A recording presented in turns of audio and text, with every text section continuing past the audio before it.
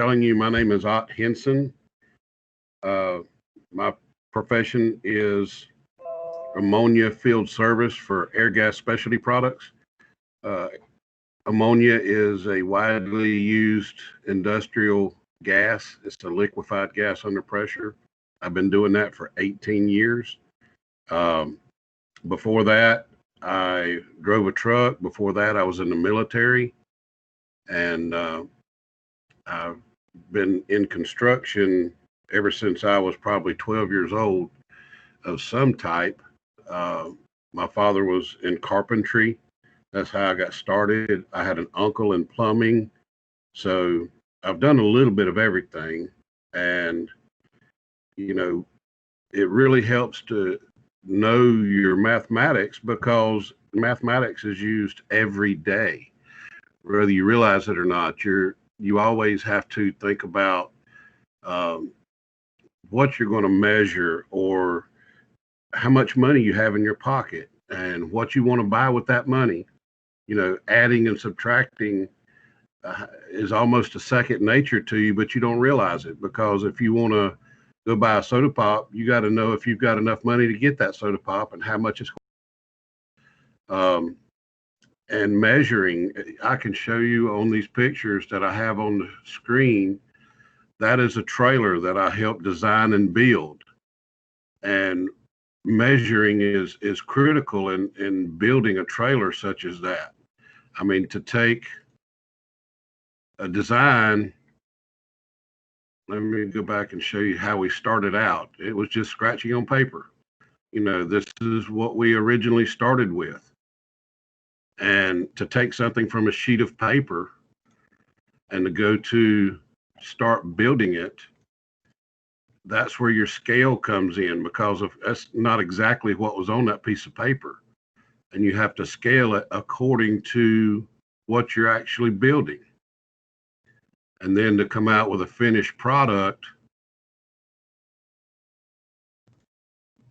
that looks good, is functional, you have to know your mathematics. You have to be able to measure. You have to be able to add and subtract and think about what you're doing, what you want, and how you're going to accomplish that.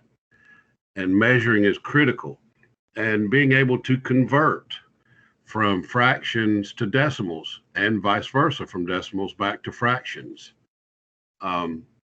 Very instrumental. Let me see if I can get back to stop presenting and get back to another screen to share with you a project that Mason actually helped me build. He's been very crucial in helping me get this accomplished. This is what we are in the process of building, a 24 by 32 shop/storage building.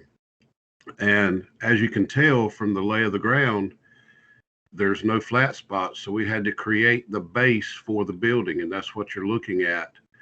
And measuring, you have to get things square, plumb, level, and it has to be the right length. If you don't know how to measure, you don't come up with the right angles whenever you get finished. And what may be, like if you're reading a measuring tape and you measure 30 foot and a quarter of an inch, that quarter of an inch is not very big. But you go 30 feet down the line, a quarter an inch off will put you way out of square. You have to be exactly square. That's a doghouse that I built under the porch. That porch was already existing, and we put a doghouse underneath it. So getting things square and being able to measure and convert from fractions to decimals and decimals back to fractions is extremely important to be able to work on little projects like this around the home. You also have, I don't know if anyone's familiar with a measuring tape, but there's, let me see which one I've got open.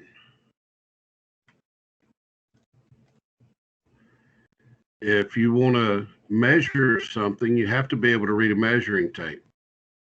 And to go from 1 inch, inch and a half, 2 inches, inch and a quarter, inch and an eighth. There's also tape measures. That's a metric tape measure. Your standard measurements, let me see if I can find one that's got a little more detail to it. Where'd it go? Where'd it go?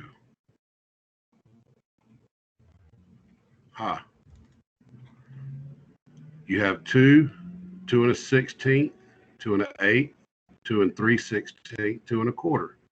Each line is 1/16, but you can't say 2 and 2/16. You got to be able to break that down into a smaller fraction. And you see that down here. It's got the eighth, quarter, 3/8, half. So you got to be able to measure things to get it square and do what you have to do. Mathematics is extremely important in everyday life. You have not only with the money, but if you want to take a bus trip, you got to know how many people will fit on that bus and how many people are going. There's all kinds of things that you have to know about for mathematics. When you grow up and get out on your own, you'll have a budget to follow. You'll have to be able to add and subtract for your budget, divide, multiply, just to live in everyday life. To scale that down a little bit, think about what you did this morning whenever you got up. Did you eat breakfast? Did your mom and dad fix you breakfast? Or did you fix your own breakfast? Did you fix a bowl of cereal? You had to figure out if that bowl would hold the amount of cereal you wanted. You know, that's volume. You got to be able to think about the volume that you're putting in that bowl, the volume of milk you're using. So whether you realize it or not, you're actually using mathematics and not even thinking about it. It just comes to second nature. But if someone were to ask you how much that bowl would hold, how would you tell them? Well, it's not going to hold a whole gallon of milk. You're going to have to break it down and reduce that volume. Say, well, it'll hold a pint or half a pint. You got to be able to tell people and communicate with them what you want in volume. So not only is there length in measurement, there's volume, there's cubic feet. There's all kinds of things that you use in everyday life, especially in construction. And in my particular profession, you have volume to deal with tanks. As you've seen in that tanker that we were building, we had to know how much volume we could put in a tank to be able to legally transport it on the road. So we had to be able to calculate that volume, the weight of the liquid that we're putting into it in gallons and pounds per gallon. Volume is extremely important in everyday life. You got to know how much gas you can fit in your car. You know, how many gallons that gas tank will hold. Whenever you go to the gas station, you can't just arbitrarily put them, it automatically cuts off now. It didn't used to do that. You had to know how much gas you needed to put in your car. So volume is in everyday life. When you use those measurements in your daily life, you have to be able to understand what someone is telling you whenever they say, you know, you need to get a half a tank of gas to get there. Well, if you don't know how many miles it is, how are you going to know how much gas you're going to need? You got to be able to calculate your mileage and your fuel, how much your car burns in fuel to get there, and know how many miles it will take or how many gallons it will take to go that many miles. You know, there's calculations that you have to do every day and throughout your life. Mathematics is extremely important. If you're not good at math, you're going to have to depend on someone else to be able to tell you these things. And hopefully they will be able to tell you those things, but some people are just not good at it. Uh, in surface area, I see that we have to figure surface area to calculate pressure relief on these tanks, and you have to be able to calculate surface area. There's formulas that I use daily to figure surface area, to figure the cubic volume in cubic feet of how much volume is in a tank. We evacuate the ammonia from the tanks that we go out and service, and you have to know how to calculate those formulas and which formulas to use to get to the end result that you're looking for. Whenever your mom and dad pay bills, they got to know how much money is needed. There's calculations done in that.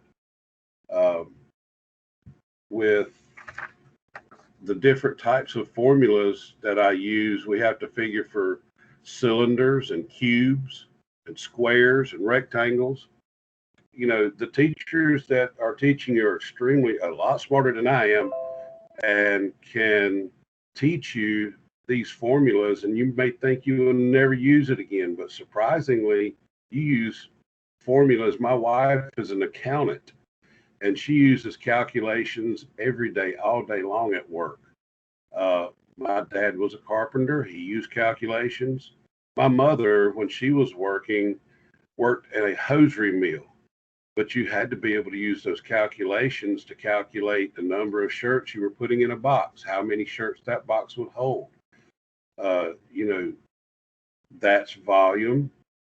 You use calculations no matter what you're doing. I don't know of one thing that you would not use mathematics for in life. Think about entertainment. Whenever you are watching TV and you're watching a football game, those players actually use mathematics to be able to, you got to keep score. You got to be able to add and subtract the score and the points. There's mathematics. If you're watching wrestling, professional wrestling, there's mathematics that those guys do to be able to know how to make those moves work. And you wouldn't think that they were that intelligent, but they're very smart and calculating the things that they're going to do. Any kind of profession that you choose is going to have math involved, some more so than others. I know my daughter wants to be an aerospace engineer. I could not imagine the kind of formulas that's going to be involved with all of that. But that is definitely going to be an extremely intense mathematical job. Although mine is not that intense, I do use calculations, mathematics, formulas for and scaling things up and down and the volume of given tanks and cylinders and every day, all day long. Can't think of anything that show you some more pictures of the things that we were making. See if I can find some more pictures of that.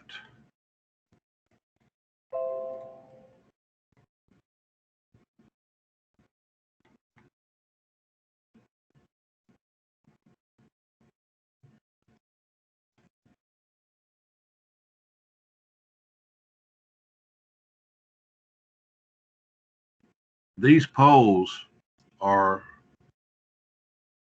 well, these back poles back here are 12 foot long, and the front poles are 4 foot long in order to get that platform level. And Mason and I had to dig holes. You had to know how much volume you needed to fill up those holes. You had to know the measurements of these boards and how many boards you would need. There's all kinds of formulas that we used here to figure the boards that we would need to get all of this done. And it takes a lot of time in calculating, measuring. You want to measure twice before you cut, because once you make that cut, you can't put it back together. And there's a lot of work involved with mathematics, but the mathematical part is the simple part of getting those things accomplished. With working on the trailers that we work on, there's a lot of information that you have to collect, such as the volume that you need, and the calculations would be have to be done accordingly to be able to fit the equipment on there that you want on, to be able to know how the regulations that tell you about the mathematics tell you what you would have to calculate, and then you have to figure out the scale that you're going to need in order to get it to be put together properly.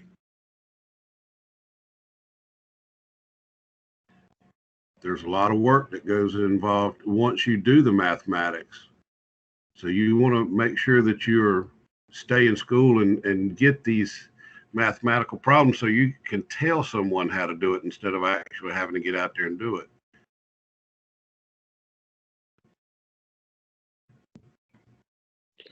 Now, we just have a few more minutes left. Are there any kids out there that have any questions? You have any experience with this kind of thing, and you'd like to ask Ott a question before he goes? He's really smart. He's been working with one of our 8th grade students, Mason Talent, helps him out from time to time. And Mason was in our construction club last year, and he was so knowledgeable, and he got all that knowledge from Ott here. So if you've got any questions, if you've seen your parents doing work around the house or building stuff, Ott could definitely offer some tips and really answer any questions you have. So we have one question in the chat here. What has been the favorite project you worked on? My favorite project, actually, I remember the most when I was a teenager in high school, helping my dad build a deck on the back porch, or for the back porch on his house. We had a fun time. We had to cut a hole in the wall to create a door in the house and then build the deck outside. We had a lot of fun doing that. Whenever you're working with your family and working on these projects around the house, it can really be a lot of fun. It is hard work, but it's a lot of fun building things with your family.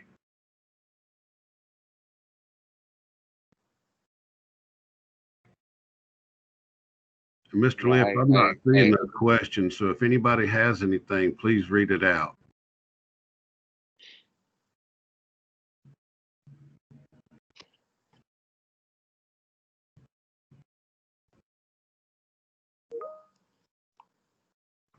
What's the funniest thing that's happened during a project?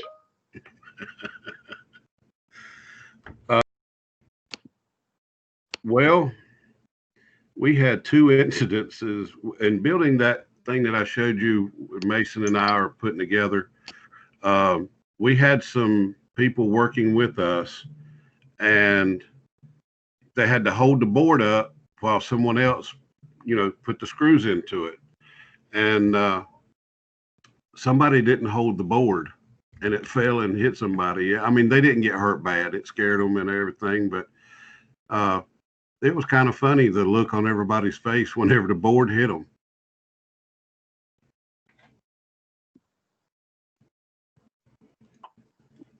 I was agreeing with when you're working with family, it is great. I do some projects with my brother up in Ohio over the summers. We were working on an attic, and come in to start work one day, and there's a raccoon right there. So we had this raccoon somehow got in the attic, and he was real hot because it was the middle of summer. So we had to lure the raccoon out of the house so we could finish the project. Oh, that's funny. Yeah, it can be a lot of fun working with people and doing these projects, and uh, you get dirty, and that's the most fun is when you get dirty and build things. It's a lot of fun. I I see mean, here you do industrial plumbing. Is that how different is that than like plumbing around your house? Like what is the difference there? well, you deal with bigger pipes. Nowadays, it's all PVC and PEX pipe inside the home, which is a lot easier to deal with.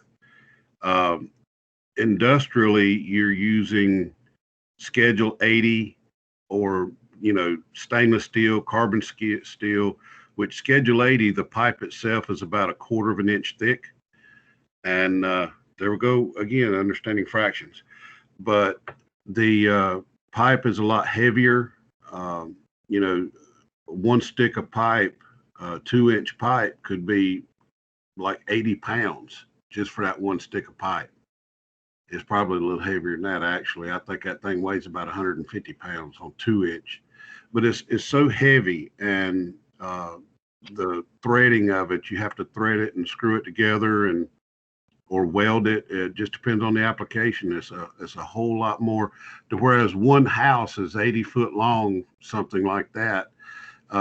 Industrial piping, you might have 300 feet of pipe to run in one leg of it. So there's a lot more to it than just plumbing around the house. And what is the most like difficult project you've ever had to complete? Well, we have, I was involved in several plant builds and actually building a plant from ground up, starting with nothing but a big pile of dirt and making an industrial distribution facility is a lot of work. It's time consuming. You spend a lot of time in hotels. It's hard work. You work from daylight to dark and sometimes longer. It can be really difficult to get all that stuff put together and get from paper to production and get everything completed. It's a lot of work.